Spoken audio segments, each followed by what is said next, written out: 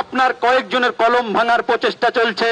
আর কলমে কলমে যুদ্ধটা সেই লাগাচ্ছে যে কোনোদিন কলম হাতে নেয়নি। একদম ঠিক। 112 জন লিখে রাখুন, ডক্টর নাইয়া বলে দিচ্ছে 112 জন কলেজের মুখ দেখেনি এই পশ্চিমবঙ্গের এমএলএ আছে। তারা শিক্ষানীতি করবে, আর সেই শিক্ষানীতিতে একজন কলেজের প্রফেসর রাস্তায় দাঁড়িয়ে দুটো কথা বলতে পারবে না, আর যদি বলে তার বিরুদ্ধে এফআইআর হবে। কি ধরনের রাজনীতি চলছে, আর কি ধরনের সমাজনীতি চলছে, কি ধরনের নেতা, কি ধরনের নেত্রী, আর কি ধরনের মুখপাত্র, আমার তো এই প্রশ্নটাই করতে লজ্জা লাগছে। আজকে যখন আপনার কোনো জায়গায় কোনো প্রতিবাদের ডাক দেওয়া হয়, প্রতিবাদ করতে যাওয়ার জন্য কোনো ডাক দেওয়া হয়, আমি এটা আলাদাভাবে বলছি না, আমি নিজের চোখে দেখেছি 100 মানুষের মধ্যে 98% মানুষ যারা থাকেন, যারা শিক্ষিত, সুশিক্ষিত এবং যাদের চিন্তা ভাবনা আছে, তাদের বিভিন্ন রকম পলিসি থিঙ্কিং আছে, সেই ব্যক্তিগুলো একত্রিত হন। আর কাদের বিরুদ্ধে একত্রিত হচ্ছেন? যারা কোনোদিন কলেজের মুখ দেখেনি। এটা বলতে লজ্জা করে। এটা সোনার বাংলা আজকের তৈরি হয়নি, যুগে যুগে তৈরি হয়েছে। লক্ষ লক্ষ মানুষ রক্ত দিয়েছে এই বাংলা করতে। এই বাংলাটা কোনো হয় কলঙ্কিত হতে আমরা দেব না। পড়াশোনা শিখেছি, কারোর দয়ায় নয়, মেধা আছে। এই বাংলার মাটি, এই বাংলার বায়ু, এই বাংলার জল নিয়ে আমরা মানুষ হয়েছি। এই বাংলাকে যদি ফিরিয়ে দিতে হয়, আমাদেরকে এই বাংলার গৌরব ফিরিয়ে দিতে হবে। আর সেই গৌরবটা হবে শিক্ষা, সংস্কৃতি এবং ভাবনার ফিরিয়ে দেওয়া। এই যুদ্ধটা আমাদের করতে হবে। এই দুটো ছাগল পাগলের ছবি নিয়ে আমাদের যুদ্ধ করলে হবে না, এটা মাথায় রাখতে হবে। সিস্টেমে একজন ব্যক্তির কোনো যে ভ্যালু নেই, সিস্টেমে এই ডক্টর নাইয়ার কোনো ভ্যালু নেই, সিস্টেমে আরেকজন 2-4 জন মানুষ কোনো ভ্যালু নেই।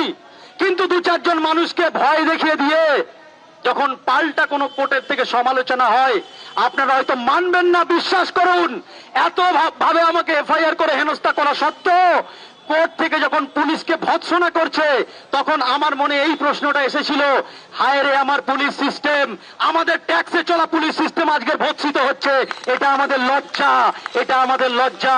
ওই পুলিশ সিস্টেমের উপরে যারা বসেছিলেন, যে আইপিএস অফিসাররা, তাদের নাম আমি নেব না, আবার বলছি পার্সোনাল কারোর প্রতি আমার রাগ নেই, তাদের ভাবা উচিত ছিল যে আমি পেনটা যে চালাচ্ছি, কোন পেনের বিরুদ্ধে, আমার পুরনো হিস্ট্রি তাদের জানা উচিত ছিল, আমার ফেসবুক প্রোফাইল পড়ে তাদেরকে জানা উচিত ছিল, আমার বাড়ি ঘর দৌড় দেখে এসে তাদের জানা উচিত ছিল যে কার বিরুদ্ধে আমি কলমটা চালাচ্ছি।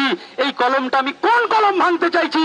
যে কলম চাইছে অন্ধকার দূর হোক, যে কলম চাইছে নতুন আলো আসুক, যে কলম চাইছে বাংলার সম্মান ফিরিয়ে দেওয়া হোক, যে কলম চাইছে রেপিস্টগুলো চলে যাক, যে কলম চাইছে দুর্নীতি চলে যাক, সেই কলম ভেঙে দিয়ে কোন কলমের প্রতিষ্ঠাতা করতে চান আপনারা? এই প্রশ্নটা আমার রয়ে গেছে। আমি আমার ব্যাপারে সাফাই দেওয়ার জন্য এখানে বলছি না বন্ধুগণ, যে ভাবনার জায়গা থেকে ভাবুন। আজকের ওয়েস্ট বেঙ্গল মেডিকেল কাউন্সিল যদি রেজিস্ট্রার সাহেব বসে থাকেন, আমার কথা একটু কান দিয়ে শুনবেন।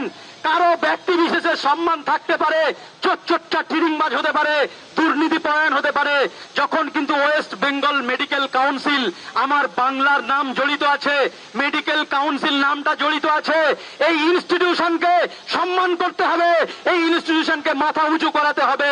কয়েকজন ব্যক্তির দুর্নীতি এবং শাসকতন্ত্রের লোভে এই ইনস্টিটিউশনটা মাটিতে মিশে যাবে, মানুষ অপমান বোধ করবে, মানুষ ইনস্টিটিউশনে ভরসা চলে যাবে, এটা আমরা মেনে নিতে পারবো না। তাই আবার আমি বলেছি যে যেদিন আপনার লালবাজারের পরে আমি গিয়ে বলেছিলাম যে পুলিশকে আমরা কোনোভাবে অপমান করার জন্য নয়, পুলিশকে আমরা সিট দাঁড়া দিতে গিয়েছিলাম, ঠিক তেমনি মেডিকেল কাউন্সিলকে কোনো অপমান করা নয়, মেডিকেল কাউন্সিলকে এটা বলতে এসেছি যে আপনার মাথা উঁচু আছে, সম্মান আছে, সেই জায়গাটা মেনটেন করুন। দুজন ছাগল পাগলের নির্দেশে আপনি এত বড় কাউন্সিলকে, এত বড় সম্মানের জায়গাটাকে মাটিতে মিশিয়ে দেবেন না। এই মেডিকেল কাউন্সিল হাজার হাজার ডাক্তারের মাথার তাজ হয়ে থাক, সম্মান বেঁচে থাক, এটাই আমাদের প্রচেষ্টা। এই কথাটা বলার জন্য আমরা এখানে এসেছি। শুধু মেডিকেল কাউন্সিল নয়, পুলিশ সিস্টেমও, আমার অনেক পুলিশ বন্ধু আছে, এমন নয় যে কোনো পুলিশ বন্ধু নেই, তাদের সঙ্গে কথা হয়, প্রত্যেকে অসহায় বোধ করে, আমি অনিহারে বলছি। তাদেরকে আমি একটা কথা বলতে চাই, বন্ধু তোমাদের তো আন্দোলন করার রাস্তা থাকে না, ওদের পুলিশ সিস্টেমেই ওরকম ভাবে আন্দোলন করার জায়গা থাকে না। কিন্তু যখন পুরুলিয়াতে একজন সাব ইন্সপেক্টর মহিলা পুলিশের নিজের মেয়ে রেপ হয়ে পুকুরে পড়ে থাকে, তার জন্য আওয়াজ কে তুলবে? তার জন্য আওয়াজ আমাদের মতো মানুষে যারা রাস্তায় আছে, বিরুদ্ধে এই আওয়াজটা আমাদের তুলতে হবে।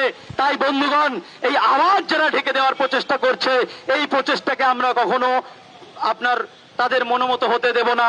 আমাদের যুদ্ধ থাকবে ভাবনার বিরুদ্ধে, নতুন ভাবনা নিয়ে যুদ্ধ। পলিটিক্স, রাজনীতি, নানান রকমের কথা উঠে আসছে। যখনই বিতর্ক আসে তখন রাজনীতি না অরাজনৈতিক এই কথাগুলো উঠে আসে। কিন্তু আমাকে একটা কথা বলুন তো, রাজনীতি কি কোনো চুরি করার কোনো ব্যাপার? রাজনীতি কি কোনো গালাগালি?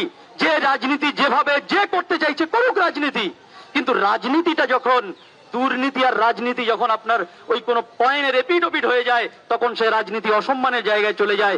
রাজনীতিও সম্মানের জায়গায় থাকা উচিত। নেতাজি সুভাষচন্দ্র বসুও রাজনীতি করেছিলেন, গান্ধীজিও রাজনীতি করেছিলেন, এবং আপনার যে সমস্ত ব্যক্তিত্বদের নাম আমরা জানি তারাও রাজনীতি করেছিলেন।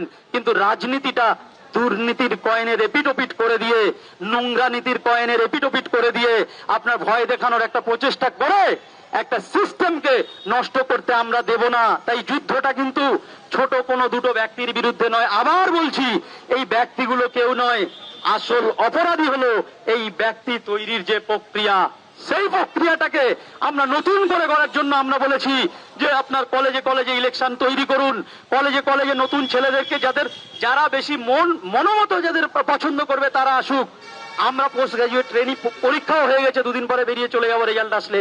তাহলে আমরা ওই জুনিয়র স্টুডেন্টদের জন্য কেন বলছি?